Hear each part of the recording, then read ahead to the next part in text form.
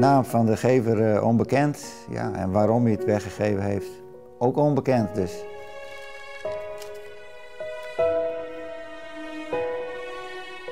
We zouden wel graag willen weten wie de eigenaar geweest is en of er nog familie van hem leeft. Er is één man, die komt steeds naar voren, hè. Die staat bijna op elke foto is die wel te zien.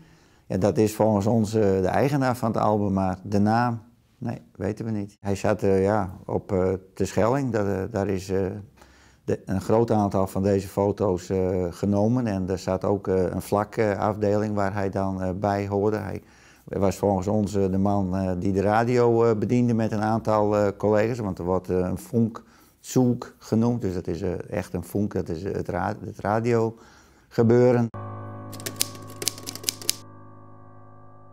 Dat het allemaal heel vredig is en er is eigenlijk maar weinig te zien dat het opnames zijn in de oorlog. Er zijn een aantal opnames met, er staat wat luchtdoelgeschut op. Maar dan zie je een aantal heren met een verrekijker die staan te kijken van hé, wat gaat hier gebeuren? Nou, Kerstmis 43, dan zie je de mannen in de duinen met een kerstboompje. En allerlei uitstapjes die ze, nou, volgens ons naar Zwolle, Leeuwarden komen een aantal foto's van voor.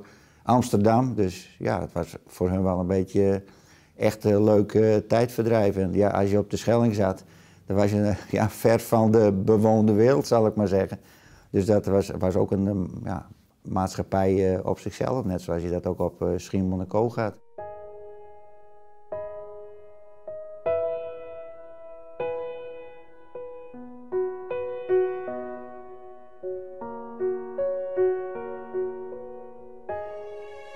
Achterin staat een foto, ja, die kan van een Terschellinger familie zijn of van een Nederlandse familie. Ja, we hebben nou contact opgenomen met Skillige Melange en misschien willen die een foto publiceren. Dat boekje wordt uitgegeven op het eiland en ja, misschien zijn de mensen, oh dat is die familie die en die.